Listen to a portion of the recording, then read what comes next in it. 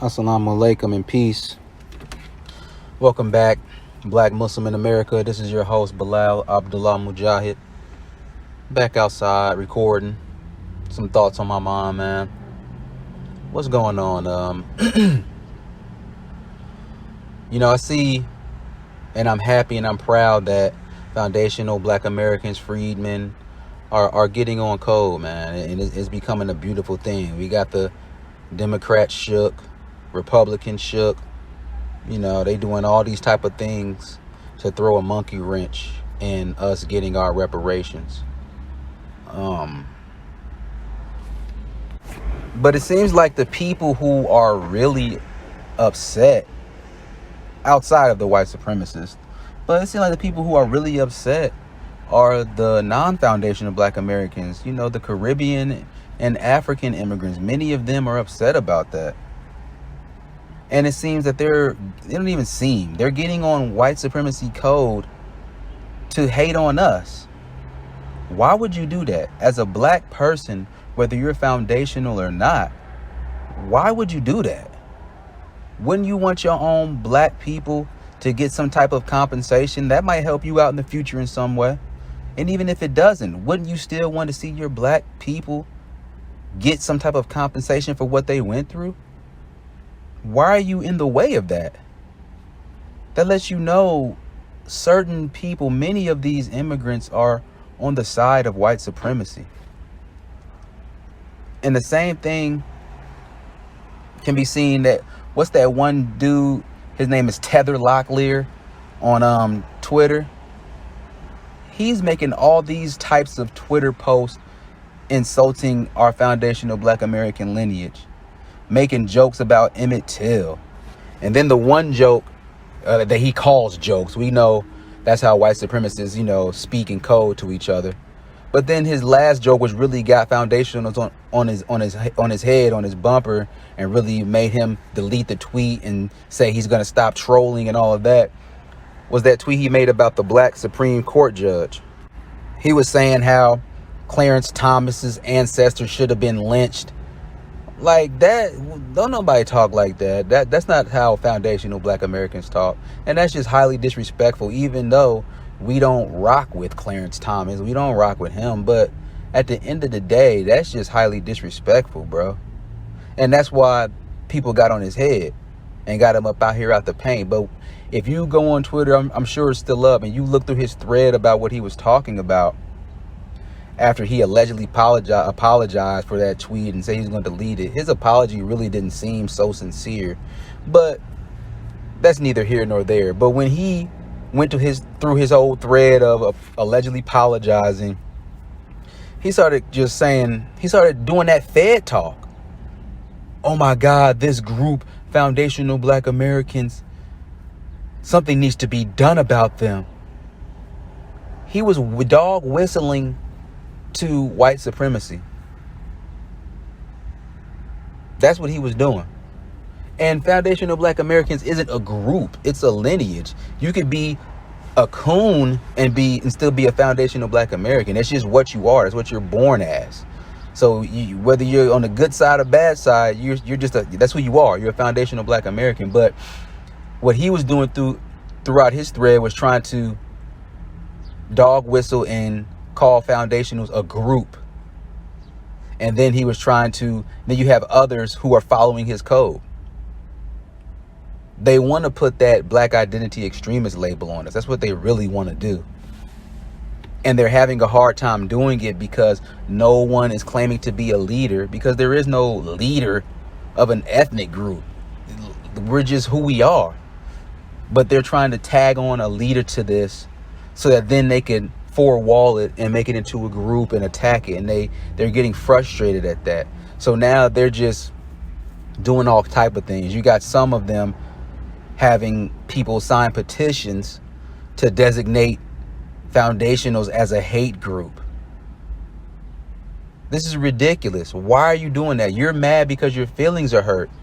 If you're mad because the off-code immigrants are being called tethers.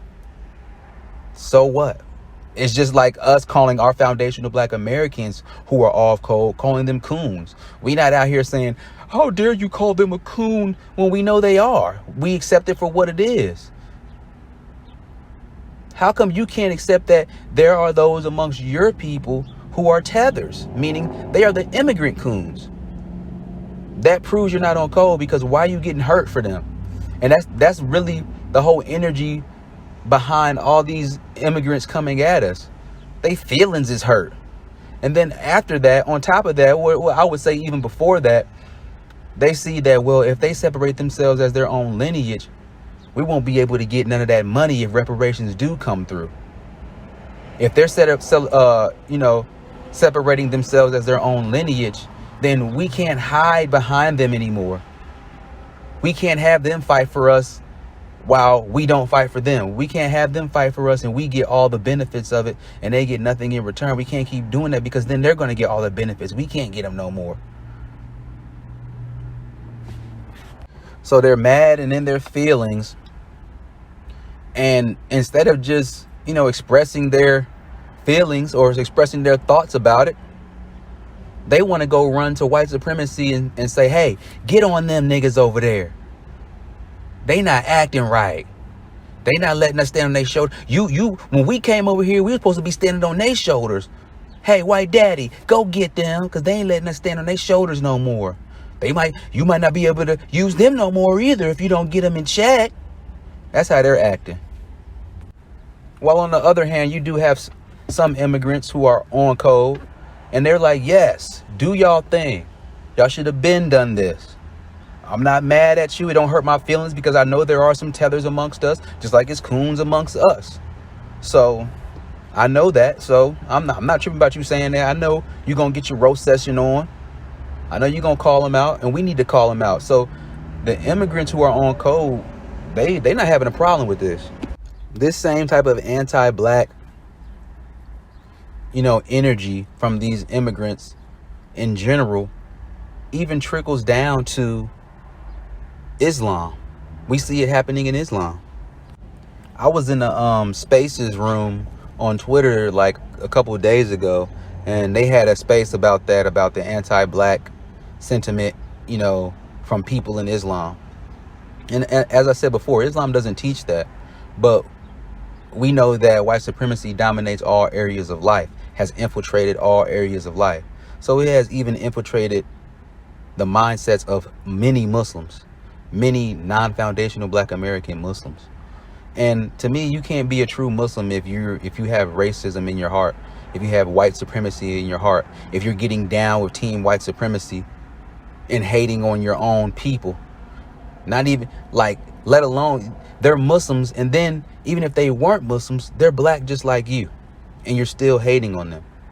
So you being a Muslim and getting down with team white supremacy, I don't think you're a sincere Muslim, and I don't want to hang with you, and I'm not going to hang with you. And they were talking about in the space about how they had all these experiences, as Muslims coming up, and that's sad to hear.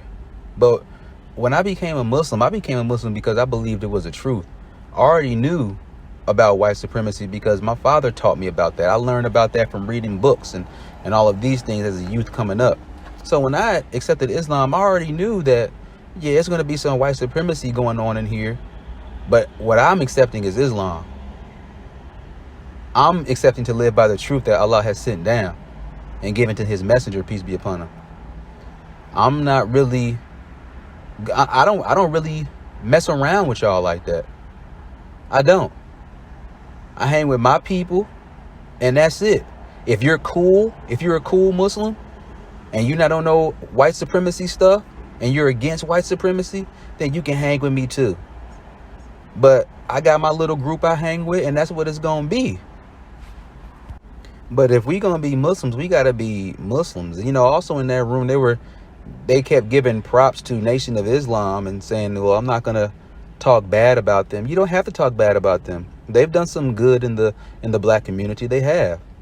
But we're not going to sit up here and, because of some of the good things they've done, we're not going to sit up here and be easy on shirk. We're not going to sit up here and be easy on disbelief. Calling out disbelief is not talking down on someone. It's just exposing it for what it is. If you want to be NOI, hey, that's your thing. But we're not going to accept that that's true Islam. It's not. That's a munafiq. You're claiming the label of Muslim and you're not a Muslim. I've already done a video about the differences between NOI and Sunni Muslim. You can look that up. So we're not going to play with that. I didn't like how they were playing with that in that room. It's just they were talking like it's a different fiqh, like it's a different class of thought within Islam, like Maliki and Hanbali and Hanafi. They were talking like NOI is just another school of thought. It's not. It's a school of shirk. And that's just the truth. What foundational Black American Muslims need to do is click up with their own and create their own spaces. And even if they can, make their own masjids. That doesn't mean no one else can come in. But in this masjid that was started by foundational Muslims, in this masjid, we speak out against white supremacy. Because this is the greatest crime going on to humanity right now. And as Muslims, we're supposed to stand out for justice, whether for or against ourselves. So we can't sit up here and be talking all this other religious stuff, but then not mention the main problem of what's going on in the world. And everybody in our mosque is going to be on code. If you're not on code, hey, it's a free open space. But once we start seeing you're not on code, we're going to be on your head, and you're not going to want to come to our masjid. Now, what's going to happen is the same thing that's happening now in the general masses. You're going to have them say, oh, just like they try to call foundational Black Americans divisive for, delineating and making their own our own classification of our ethnic group.